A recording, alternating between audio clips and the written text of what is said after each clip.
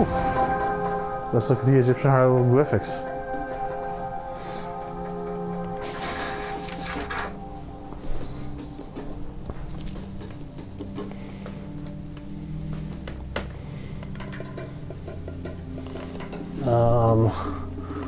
Best total time. A, B, C, D, E, F, G, H, I, J, K, L, M, N, O, P. Stevens, Titling, John Stevens, and I'm confused about that. John Stevens, Ryuichi, Tatino. Okay. The cuneiform writing. Egyptian hieroglyphics. Oh, we have to do another one too? I didn't even know I got cuneiform writing.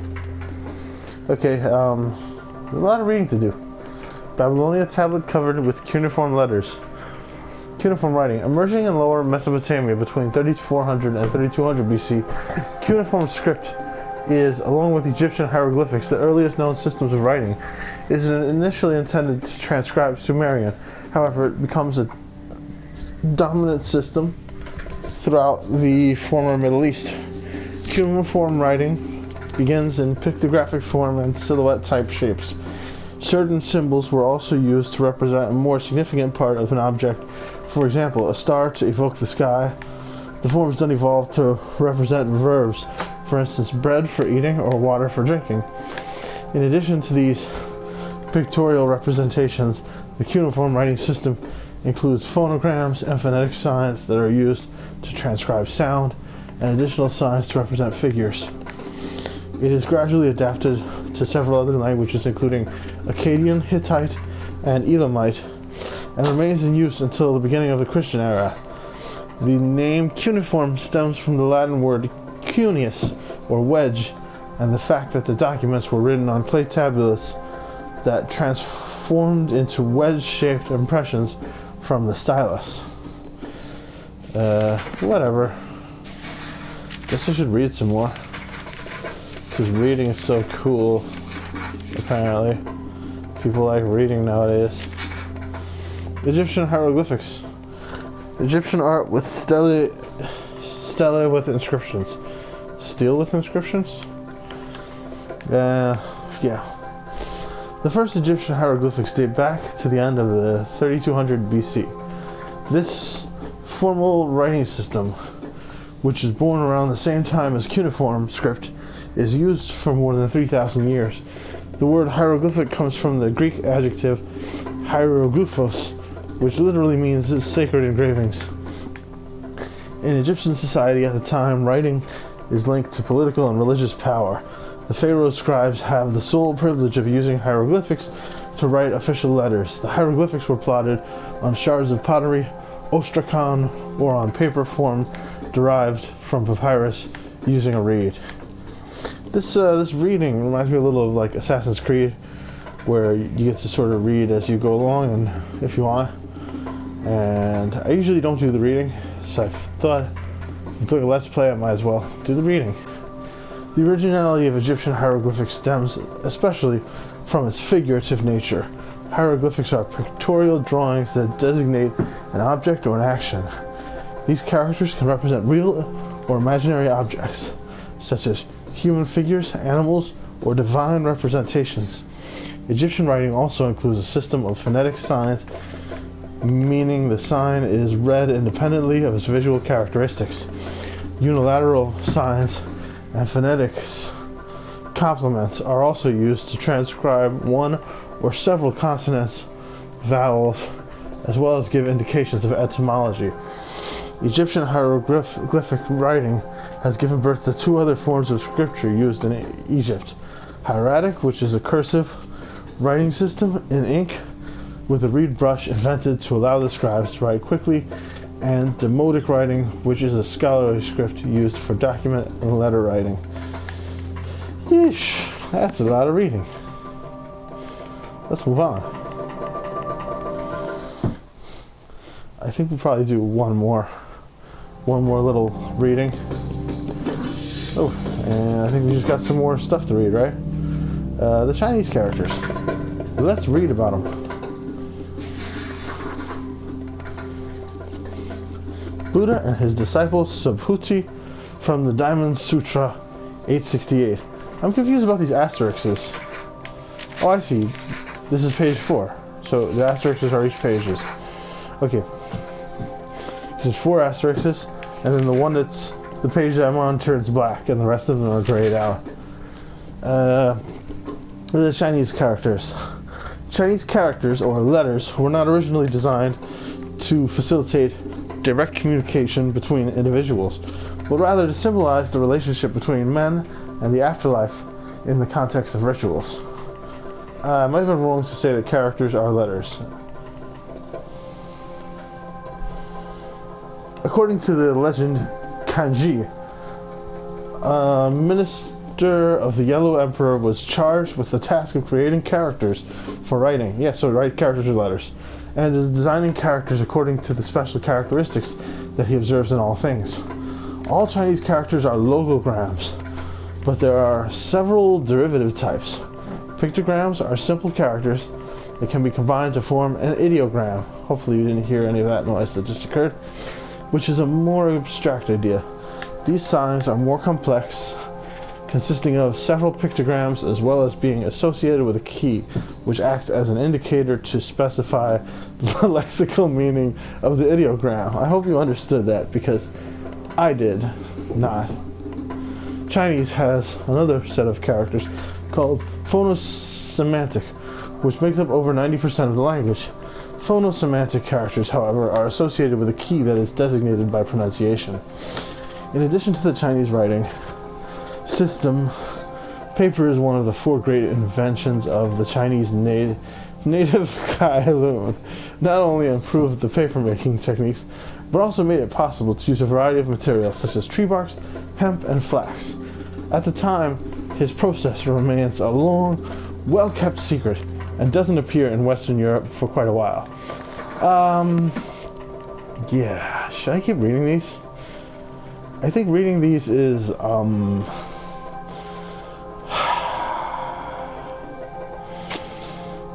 don't know.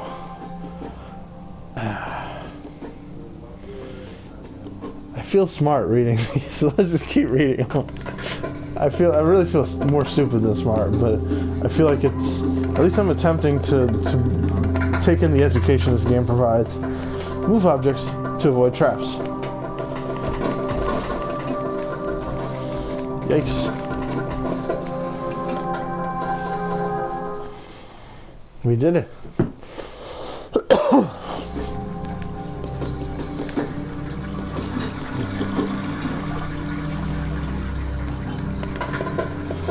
Lean on the wall and jump.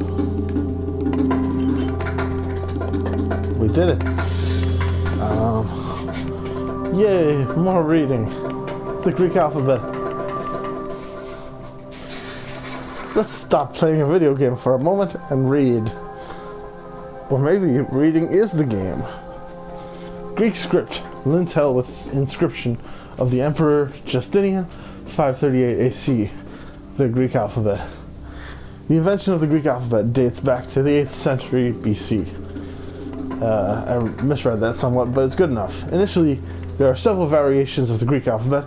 However, the 2 main ones are the Euboea and the Ionic alphabets. Yeah, everybody knows that. The Greek alphabet is one of the first writing systems with a stable symbol-to-sound mapping, making pronunciation predictable and wonderful. Each vowel and consonant is distinguished with a unique character, unlike the Semantic alphabets, such as Hebrew, the Moabite, or Phoenician. It does that thing I said, unlike those. The Greek alphabet is adapted from the Phoenician alphabet by adopting new characters, thereby totaling 24 letters, which are still used today to transcribe modern Greek. Yes, 24 letters, that's a reasonable amount. We have 26 in our alphabet, right? So that's similar. Although originally composed exclusively of capital letters, the Greek alphabet gradually expands to include a lowercase. Whoa, starting to look a little like English. In Greek society, the language is at the heart of the city, and writing gradually invades the public sphere despite the attempted suppression by a small elitist group of religious officials. The Greek alphabet is the basis of a number of other alphabets in Europe and the Middle East, including the Etruscan alphabet, which goes on to inspire the Latin alphabet. Sounds like it somewhat inspired English as well. I guess Latin probably inspired English, maybe.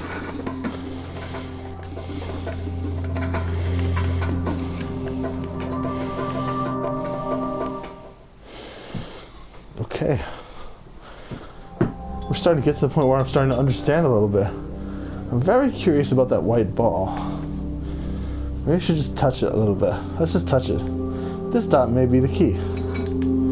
Ooh. I don't want to read anymore though.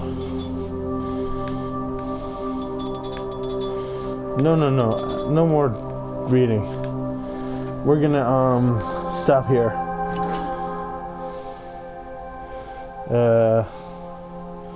Yes.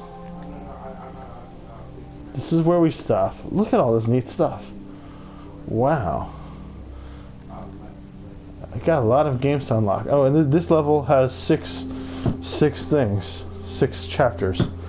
But just because of that doesn't mean I should make a final video right now of the 6th chapter, because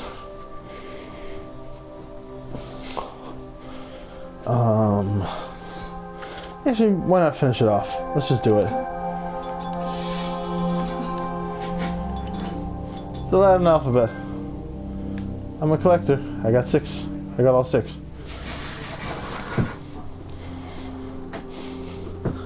Centatus Rano. Oh, never mind all that. Dedicatory inscription to Trajan's column, Italy. The Latin alphabet. The Latin alphabet evolved from the Western variations of the Greek alphabet, which was adopted and modified by the Etruscans who ruled early Rome. Cool. The Etruscans' alphabet was adopted and further modified by the inhabitants of the city of Rome, further contributing to the birth of the Latin alphabet. It is then adapted to Romance languages and gradually spreads throughout the Western Europe and even beyond. See, I told you so.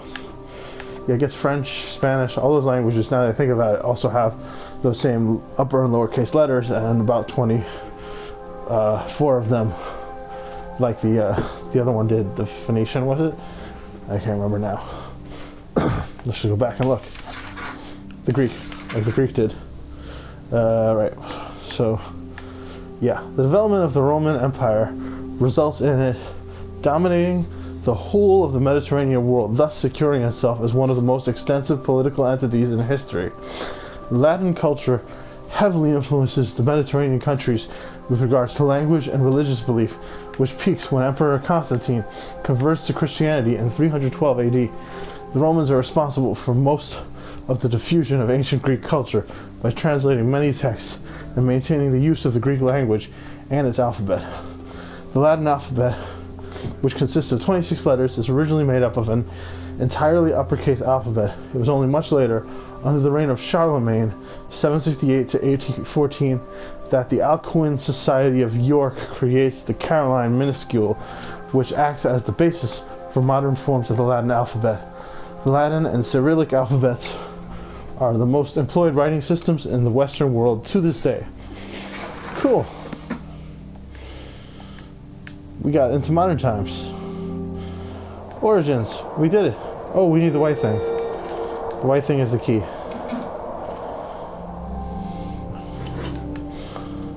Let's finish this.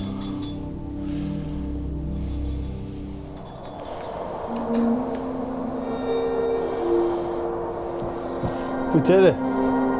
Origins. I'm gonna save the video clip.